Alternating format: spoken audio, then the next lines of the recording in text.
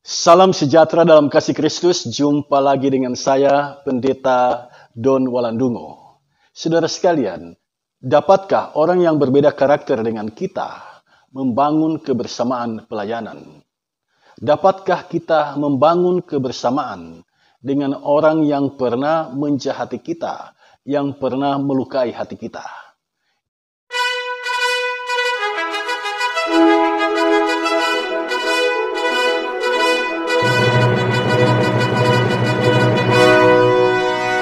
Ini sesuatu yang menarik, saudara sekalian. Mari kita belajar dari Filemon pasal 1 ayat 4 sampai ayat yang ke-22.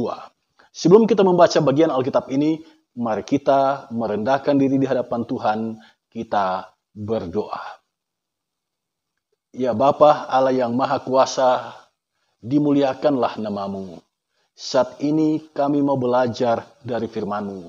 Kami ini terbatas adanya ya Bapa. Kami tidak mungkin dapat menggali kebenaran firman-Mu jika Tuhan sendiri tidak menyingkapkannya bagi kami. Karena itu kami merendahkan diri saat ini, memohon belas kasihan Tuhan. Tuntun kami semua dengan kuasa Roh-Mu yang kudus, agar kami mengerti firman-Mu dan dapat melaksanakannya. Kami menyambut pewartaan firman saat ini, di dalam nama Tuhan Yesus. Amin. Saudara sekalian yang dikasihi Tuhan, mari kita membaca Filemon pasal 1 ayat 4 sampai ayat yang ke-22. Aku mengucap syukur kepada Allahku setiap kali aku mengingat engkau dalam doaku, karena aku mendengar tentang kasih-Mu kepada semua orang kudus dan tentang iman-Mu kepada Tuhan Yesus. Dan aku berdoa agar persekutuan-Mu di dalam iman turut mengerjakan pengetahuan akan yang baik di antara kita untuk Kristus. Dari kasih-Mu sudah kuperoleh kegembiraan besar dan kekuatan, sebab hati orang-orang kudus telah Kau hiburkan, saudaraku. Karena itu sekalipun di dalam Kristus aku mempunyai kebebasan penuh untuk memerintahkan kepadamu apa yang harus engkau lakukan, tetapi mengingat kasih-Mu itu, lebih baik aku memintanya daripadamu. Aku Paulus yang sudah menjadi tua, lagi pula sekarang dipenjarakan karena Kristus Yesus, mengajukan permintaan kepadamu mengenai anakku yang kudapat selagi aku dalam penjara, yakni Onesimus. Dahulu memang dia tidak berguna bagimu, tetapi sekarang sangat berguna, baik bagimu maupun bagiku. Dia kusuruh kembali kepadamu, dia, yaitu buah hatiku. Sebenarnya aku mau menahan dia di sini sebagai gantimu untuk melayani aku selama aku dipenjarakan karena Injil.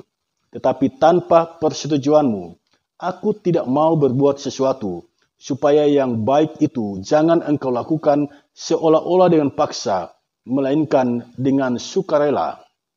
Sebab mungkin karena itulah dia dipisahkan sejenak daripadamu, supaya engkau dapat menerimanya untuk selama-lamanya. Bukan lagi sebagai hamba, melainkan lebih daripada hamba, yaitu sebagai saudara yang kekasih. Bagiku sudah demikian, apalagi bagimu, baik secara manusia maupun di dalam Tuhan. Kalau engkau menganggap aku temanmu seiman, terimalah dia seperti aku sendiri. Dan kalau dia sudah merugikan engkau ataupun berhutang padamu, tanggungkanlah semuanya itu kepadaku. Aku, Paulus, menjaminnya dengan tulisan tanganku sendiri. Aku akan membayarnya, agar jangan kukatakan, tanggungkanlah semuanya itu kepadamu, karena engkau berhutang padaku, yaitu dirimu sendiri. Ya saudaraku, semoga engkau berguna bagiku di dalam Tuhan. Hiburkanlah hatiku di dalam Kristus. Dengan percaya kepada ketaatanmu, kutuliskan ini kepadamu. Aku tahu lebih daripada permintaanku ini akan kau lakukan. Dalam pada itu, bersedialah juga memberi tumpangan kepadaku, karena aku harap oleh doamu aku akan dikembalikan kepadamu. Demikianlah Filemon pasal 1 ayat 4 sampai ayat yang ke-22. Jemaat yang dikasihi Tuhan, ada ungkapan bijak yang bunyinya begini. Lebih baik mencintai orang yang jauh, yang menginginkan kebersamaan, daripada mencintai orang yang dekat, tetapi tidak peduli. Dari ungkapan ini terkandung pesan, untuk apa hidup berdekatan, tetapi tidak peduli satu sama lain? Untuk apa? Untuk apa kita dekat satu sama lain, tetapi kita tidak hidup dalam kebersamaan? Kebersamaan itu merupakan pola hidup yang saling peduli satu sama lain. Hidup dalam kebersamaan itu indah untuk dijalani dan indah juga untuk dikenang. Dari kitab Filemon pasal 1 ayat 4 sampai ayat yang ke-22, kita belajar tentang membangun kebersamaan pelayanan. Namun sebelum kita mendalami teks ini, kita harus paham dulu latar belakang kitab ini. Kitab Filemon merupakan salah satu kitab yang unik. Mengapa saya katakan unik? Karena ini adalah merupakan salah satu kitab yang terpendek dalam kitab suci orang Kristen. Kitab ini juga merupakan surat pribadi Paulus kepada seorang yang berpengaruh zaman itu. Namanya adalah Filemon. Itulah sebabnya surat ini disebut surat Filemon. Surat ini sesungguhnya berisi nasihat Paulus kepada Filemon terkait dengan budaknya yang bernama Onesimus. Onesimus ini adalah budak dari Filemon yang melarikan diri dari Filemon ke kota Roma. Di kota Roma, rupanya dia tertangkap dan dimasukkan ke dalam penjara. Di dalam penjara, Onesimus ini berjumpa dengan Paulus. Paulus memberitakan Injil kepadanya, menyampaikan kabar sukacita kepadanya tentang Yesus yang mati, bangkit, dan naik ke surga. Onesimus mempercayai apa yang dikatakan oleh Paulus. Dia meyakini sungguh-sungguh apa yang dikatakan oleh Paulus ini adalah benar. Onesimus bertobat. Dia menjadi pengikut Kristus. Dan ketika dia bertobat, apa yang dilakukan oleh Paulus? Paulus menyuruh Onesimus kembali kepada Filemon. Sekarang saudara sekalian, mari kita lihat teks Filemon 1 ayat 4 sampai ayat yang ke-22. Bagaimanakah Filemon di mata Paulus? Mari kita lihat ayat 4 sampai ayat yang ke-7. Dari ayat 4, Paulus selalu mendoakan Filemon. Wow, indah sekali saudara sekalian. Paulus mendoakan Filemon. Walaupun mereka terpisah, Paulus tetap memelihara kebersamaan itu. Dia selalu mendoakan Filemon. Paulus mengatakan bahwa dia telah mendengar tentang Filemon sebagai pribadi yang sangat mengasihi jemaatnya. Filemon disebut sangat mengasihi orang-orang kudus, yaitu jemaat. Dia beriman kepada Tuhan Yesus dan semuanya itu membawa kegembiraan bagi Paulus, memberikan kekuatan yang baru kepada Paulus untuk tetap bersemangat menyampaikan berita Injil kepada orang-orang yang dia jumpai. Dari ayat 2, pasal 1, Paulus menyebut Filemon teman sekerja. Teman sekerja. Itu berarti Filemon adalah pelayan Tuhan yang melayani di jemaat Kolose. Filemon adalah orang yang bukan hanya melayani, tetapi memberikan rumahnya menjadi tempat beribadah umat Kristen yang berada di kota Kolose. Sekalipun demikian, Filemon memiliki banyak budak. Dan pada zaman itu, budak bukanlah seorang pribadi. Budak itu alat yang hidup. Budak itu dilihat sebagai benda yang hidup. Sama seperti kursi, meja, dan lain sebagainya. Tetapi bedanya dia hidup. Seorang tuan bisa menghukum budaknya, bahkan dia bisa membunuhnya. Tuannya bisa menghukum dia dengan cara dicambuk, digantung, dibakar hidup-hidup. Seorang budak ketika dia melarikan diri, dia bisa ditangkap kembali, dan ketika dia ditangkap, yang paling beruntung di dahinya diberi cap huruf F dari kata fugitivus, artinya pelarian. Jadi tanda di dahi itu sengaja diberikan kepada seorang budak sebagai tanda bahwa budak ini pernah melarikan diri. Itu berarti kalau nanti budak ini kembali melakukan kesalahan, dia akan mendapat hukuman yang lebih berat dari itu. Bahkan dalam catatan sejarah, disebutkan hukuman yang paling buruk adalah hukuman mati. Onesimus sebagai budak dari Filemon sangat paham betul tentang hal itu. Karena itu ketika dia melakukan kesalahan, dia ketakutan dan dia melarikan diri dari rumah Filemon. Mengapa dia melarikan diri? Karena dia tahu persis seorang budak yang melakukan kesalahan, dia bisa saja dihukum mati oleh tuannya. Kemana Onesimus melarikan diri? Dari surat Paulus ini kita paham, Onesimus melarikan diri ke kota Roma. Mengapa Onesimus memilih kota Roma?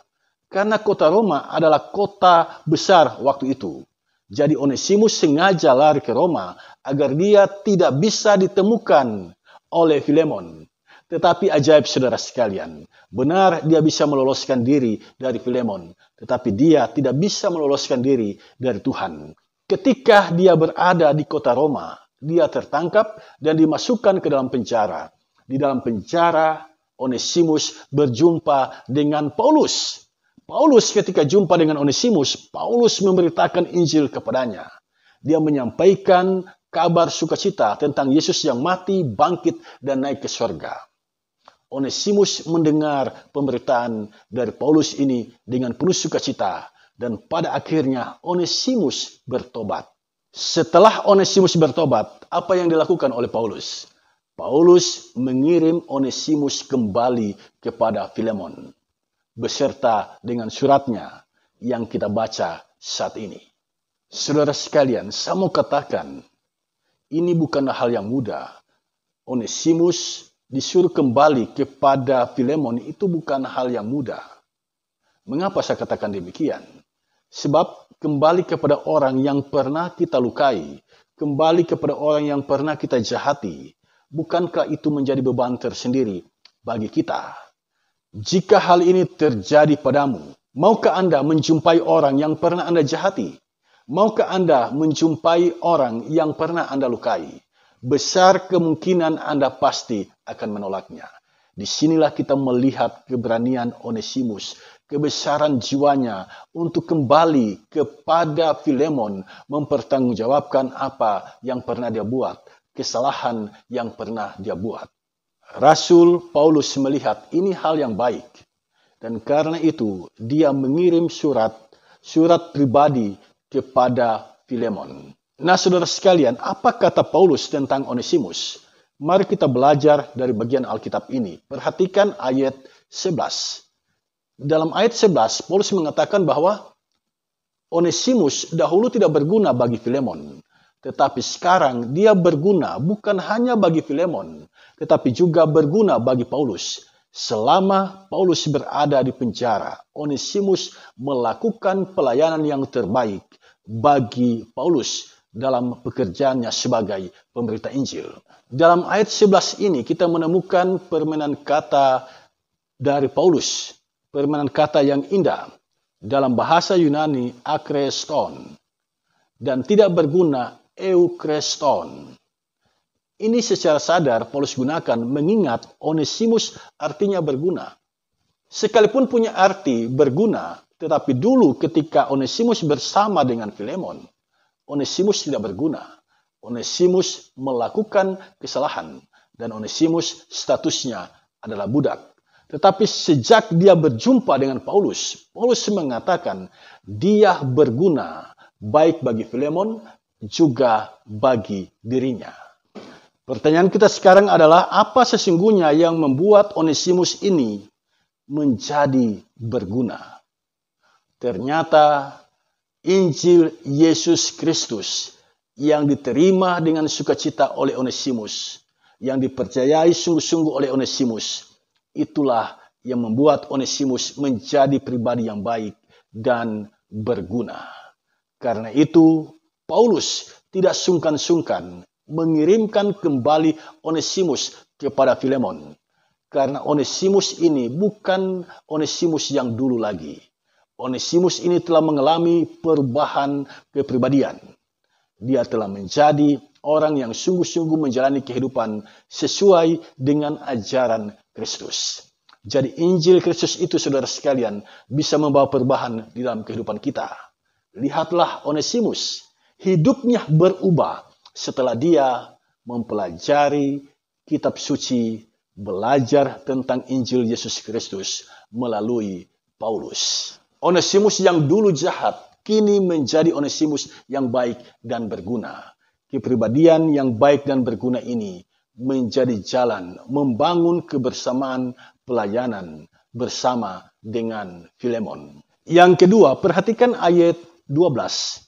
Onesimus disebut oleh Paulus buah hatinya. Sebelum bertobat, Onesimus menyakiti hati. Tetapi setelah dia bertobat, dia menjadi buah hati Paulus. Dia menyenangkan hati Paulus. Dia menyenangkan hati Tuhan Yesus. Itulah Onesimus di mata Paulus. Yang ketiga, perhatikan ayat 13. Paulus berkeinginan menahan Onesimus untuk melayaninya. Tetapi Paulus tidak mau melakukannya tanpa persetujuan Filemon. Di sini kita melihat betapa Paulus sangat menghormati rekan sekerjanya Filemon. Yang keempat, ayat 16. Perhatikan ayat 16. Paulus meminta Filemon tidak lagi menerimanya sebagai hamba, tidak lagi menerimanya sebagai budak, tetapi Paulus meminta dengan sangat kepada Filemon agar menerima Onesimus sebagai saudara yang kekasih. Ini permintaan yang luar biasa. Perubahan status dari budak menjadi saudara. Dan yang kelima, perhatikan ayat 17. Paulus meminta Filemon menerima Onesimus seperti dia menerima dirinya. Ini berarti Onesimus benar-benar telah berubah. Onesimus telah menjadi pribadi yang baru di dalam Kristus. Pribadi yang mentaati ajaran Kristus di dalam kehidupannya. Apa sebenarnya yang telah dicuri oleh Onesimus? Bacaan kita saat ini tidak memberitahu kepada kita tentang hal itu. Yang pasti, Onesimus melakukan kesalahan, dia mencuri sesuatu dari Filemon. Nah, kemudian Filemon diminta oleh Paulus untuk mengampuni Onesimus, untuk menerima kembali Onesimus. Pertanyaan kita sekarang adalah, jika Filemon mengampuni Onesimus, apakah sesuatu yang telah dia curi tempo dulu itu tidak akan dia kembalikan atau tidak akan dia pertanggungjawabkan? Ternyata tidak, saudara sekalian. Paulus di sini menyampaikan bahwa apa yang telah diambil oleh Onesimus yang telah menyebabkan kerugian bagi Filemon itu harus dibayar dan tanggungkanlah semuanya itu kepada dirinya. Itu kata Paulus. Mengapa sampai Paulus mengatakan apa yang telah diambil oleh Onesimus itu ditanggungkan kepadanya? Karena selama dia di penjara, dia mendapatkan pelayanan yang baik dari Onesimus. Onesimus telah banyak membantu dia dalam hal menyampaikan berita Injil kepada semua orang yang ada di sekitar ataupun kepada jemaat yang menjadi alamat surat Paulus. Sampai di sini kita mengerti ternyata pengampunan tidak meniadakan tanggung jawab untuk mengembalikan apa yang pernah diambil oleh Onesimus. Jika kita mendapatkan pengampunan, itu bukan berarti kita tidak bertanggung jawab lagi dengan kesalahan yang pernah kita buat. Sedapat mungkin kita harus dapat memperbaiki kesalahan itu dan mengembalikan sesuatu yang kita ambil jika itu memang kesalahannya. Saudara sekalian, kita tidak tahu apa kelanjutan kisah dari Onesimus. Apakah dia benar-benar bertobat? Hal ini kemudian dapat kita ketahui 50 tahun kemudian setelah teks ini ditulis. Adalah seorang bapak gereja yang bernama Ignatius. Ignatius bersaksi bahwa Onesimus ini pada akhirnya menjadi seorang pelayan yang luar biasa. Pelayan di kota Efesus. Dia menjadi uskup di sana. Onesimus melayani jemaat di kota Efesus dan dia pun mati syahid mati di tangan Kaisar Domitianus. Ternyata Onesimus tidak main-main dengan pertobatannya. Onesimus benar-benar bertobat di hadapan Tuhan setelah dia berjumpa dengan Paulus.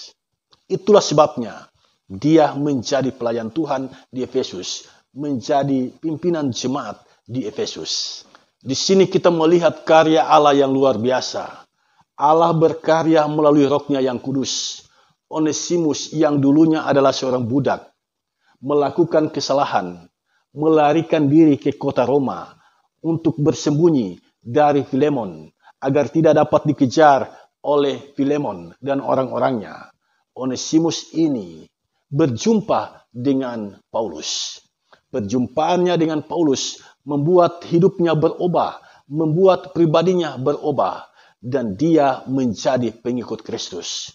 Setelah dia menjadi pengikut Kristus, dia dikirim kembali oleh Paulus kepada Filemon. Dan di sana Onesimus berubah status dari budak menjadi saudara. Ini sebuah karya yang luar biasa, saudara sekalian. Bayangkan jika Onesimus datang ke kota Roma, lalu dia tidak berjumpa dengan Paulus, ceritanya jadi lain. Tetapi Tuhan menuntun Onesimus berjumpa dengan Paulus di penjara. Pertobatan terjadi di penjara. Kemudian Onesimus diminta untuk kembali kepada Filemon. Hubungan yang dulu rusak dipulihkan kembali. Dan hubungan itu menjadi lebih berkualitas. Karena kali ini hubungannya bukan lagi tuan dan budak, tetapi hubungan sebagai saudara. Setelah Onesimus diterima oleh Filemon dan menjadi saudara di dalam Tuhan, apa yang terjadi selanjutnya? Onesimus menjadi pelayan Tuhan di Efesus. Onesimus melayani di Efesus dan pada akhirnya dia mati syahid di tangan Kaisar Domitianus. Di tangan Allah, Onesimus yang jahat ini berubah menjadi pribadi yang baik dan berguna. Ini menjadi catatan penting bagi kita. Jangan cepat-cepat menghakimi orang lain ketika dia dalam kesalahannya. Jangan cepat-cepat menghakimi orang lain ketika dia jatuh di dalam dosa. Orang yang salah, orang yang berdosa di tangan Allah bisa diubah menjadi pribadi yang baik dan berguna. Saudara sekalian, walaupun sampai akhir bacaan kita saat ini kita tidak menemukan apakah Filemon mengampuni Onesimus atau tidak. Tetapi dari ayat 20 sampai ayat yang ke-22 kita membaca harapan Paulus yang begitu kuat agar Filemon mendengar dan mentaati permintaannya. Semoga engkau berguna bagiku dalam Tuhan. Demikian kata Paulus kepada Filemon dalam ayat yang ke-20. Selanjutnya perhatikan ayat 21. Di sini Paulus menyampaikan keyakinannya ketika dia berkata, dengan percaya kepada ketaatanmu, kutuliskan ini kepadamu. Aku tahu lebih daripada permintaanku ini akan kau lakukan. Paulus mengatakan dia tahu bahwa permintaannya ini pasti akan dilakukan oleh Filemon. Itu berarti Paulus sudah mengenal Filemon. Paulus sudah tahu Filemon ini adalah orang yang penuh dengan kasih. Dan itu dia sebutkan di dalam ayat 4, 5, dan 6 bacaan kita saat ini. Paulus yakin Filemon akan mengampuni dan menerima Onesimus. Sebab Paulus percaya Filemon adalah teman sekerja. Teman sekerja yang tunduk pada ajaran Kristus. Mengampuni dan mengasihi orang yang datang memohon pengampunannya. Jemaat yang dikasihi Tuhan, dari ulasan teks ini, mari kita lihat apa pesan dan makna bagi kita dalam membangun kebersamaan pelayanan berdasarkan kasih Kristus. Saya mencatat beberapa hal. Yang pertama, kebersamaan dalam pelayanan dapat kita bangun jika kita percaya dan hidup sepenuhnya mengikuti Injil Yesus Kristus.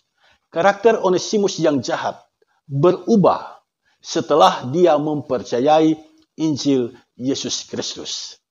Jadi jika jemaat, anggota jemaat, pelayan khusus benar-benar mempercayai Injil Yesus Kristus dan hidup sesuai dengan Injil itu, kebersamaan pelayanan pasti dapat diwujudkan.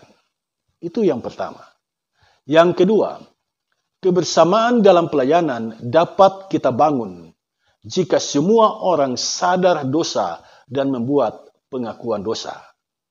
Artinya ketika kita tahu bahwa kita salah, ketika kita tahu bahwa kita ini telah melakukan dosa, kita akui semuanya itu dengan sungguh-sungguh, kita tidak membenarkan diri, sebab pembenaran diri tidak dapat menolong kita untuk membangun kebersamaan pelayanan di dalam Tuhan.